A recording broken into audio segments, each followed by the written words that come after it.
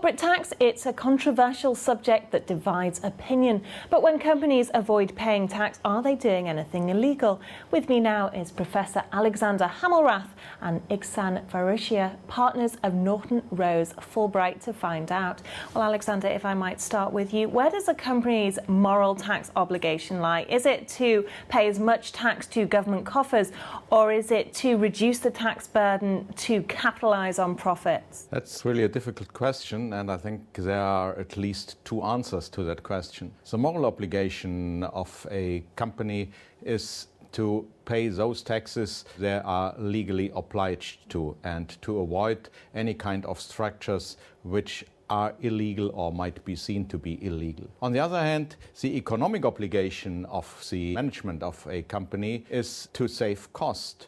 And tax are a kind of cost, and insofar the management is obliged vis-à-vis shareholders, vis-à-vis employees, vis-à-vis the company as such, to find structures which go as far as possible if you use legal possibilities to decrease the tax load of a company. Well, Igsaan, tax loopholes were created to encourage large companies to come to countries as they're hugely beneficial for the host economy. But do you think there should be better education of the public to realise this so they don't demonise avoiders? I think demonising is probably the right word, simply because historically what you've described as loopholes right now, they started off as being incentives really in countries with in the EU for instance in Ireland, in Eastern Europe and so forth. The basic idea was to attract companies to those jurisdictions to create jobs. So yes, I do think that educating the public is one of the main tasks ahead of us right now, because at the moment the discussion we are having right now really is headed towards demonizing tax structures that are in place and low tax jurisdictions. That's correct, yes. Well, surely closing loopholes is counterintuitive for a country, because you're just going to force large corporations to tax havens such as the Netherlands and Ireland.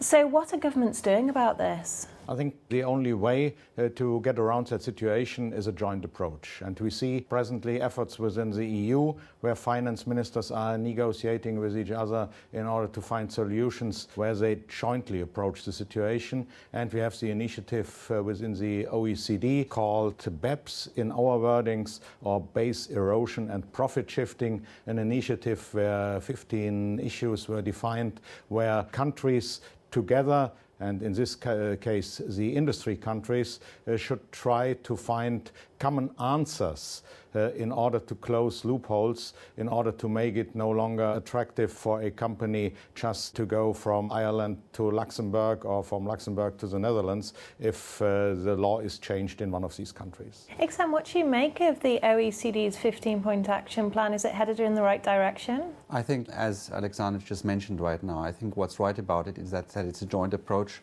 that it's not sort of single jurisdictions have taken certain measures which have proven more or less effective. So I think the right thing about it, that it's a joint approach, that it's a coordinated approach. It probably will take quite some time, but I think in the long run it will prove to be largely effective.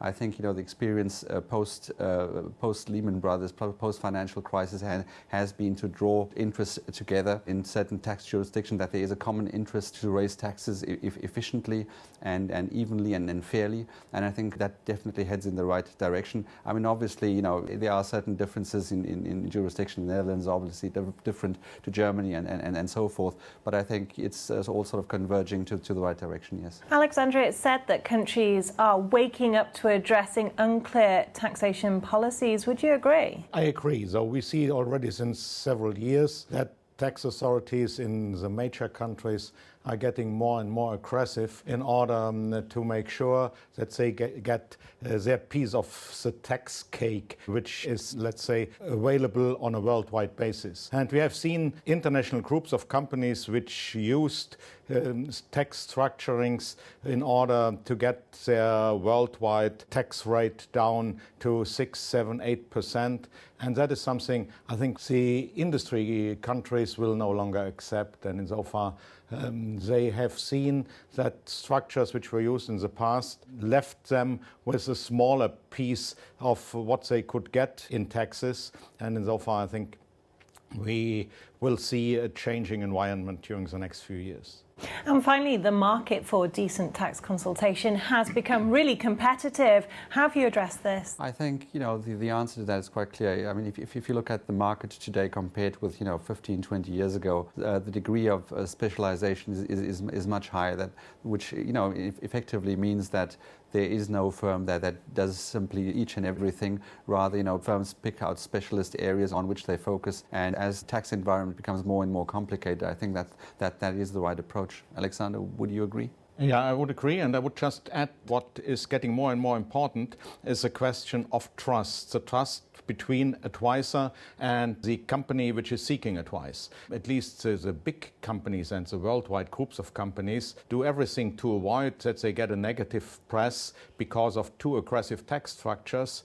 They use those advisors whom they trust, that they will only use legal structures and structures which cannot be challenged in a way that they get negative press. And insofar, I think the time where one could earn additional points in trying to sell aggressive tax structures, that has come to an end.